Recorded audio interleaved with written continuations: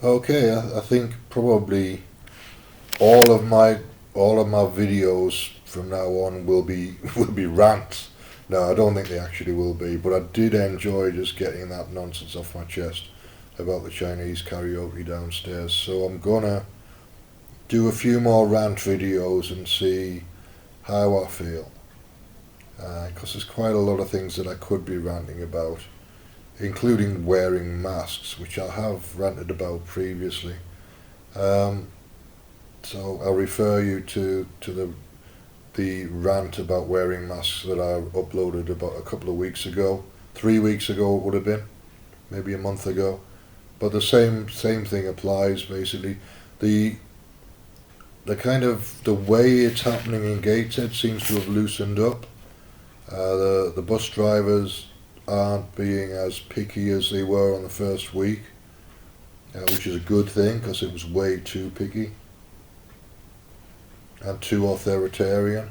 But people do seem to be mostly wearing masks, and obviously children aren't. Anybody with a health condition that makes it difficult to breathe isn't going to be wearing a mask.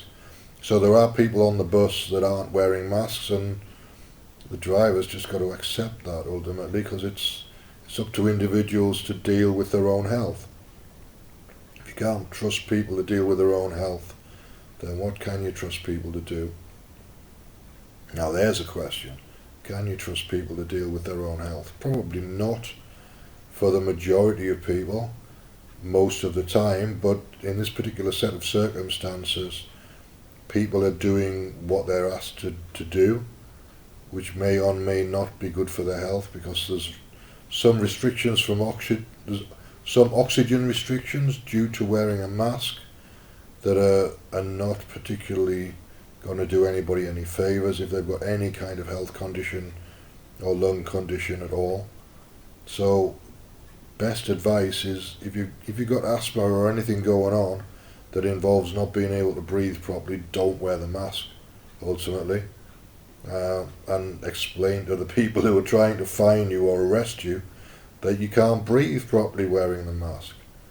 And there are health exemptions, so you can do that.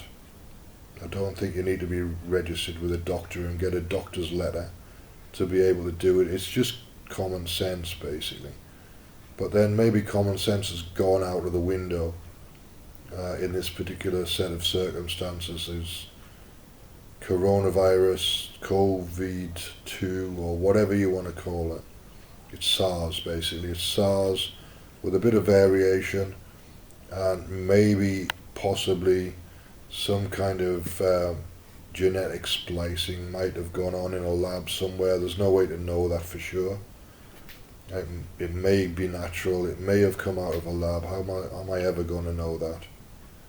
One way or the other. So I've got to make a pragmatic decision about what I believe is happening. And it's my preference to not be so paranoid that I jump straight into the genetic modification camp, although that is definitely possible. So I'm about 60-40 in favour of something happened in the lab, which was probably an accident, and the virus escaped. That's where I am at the moment, and unless something else shows up as evidence for the other option, then I'm going to stick with that, just because if I go into the paranoid conspiracy theory world, it'll consume a lot of my time, and I've got a limited amount of time for the radio show, and I want to do certain things with the radio show that are contrary to conspiracy theories and are the opposite end of the scale. I'm trying to kind of give people a route to raising their consciousness rather than diving deep into conspiracy theories. So whether it's paranoid or not, I don't really mind. But for what I'm doing with the radio show, I have to limit my time to consciousness raising experiences or things that maintain a particular way of looking at the world. And that's what I'm going to do. So that's the way it is for the moment, unless I come up with a way of combining things, which I haven't done so far. Anyway, enough of me. That's enough for me, again, for the time being.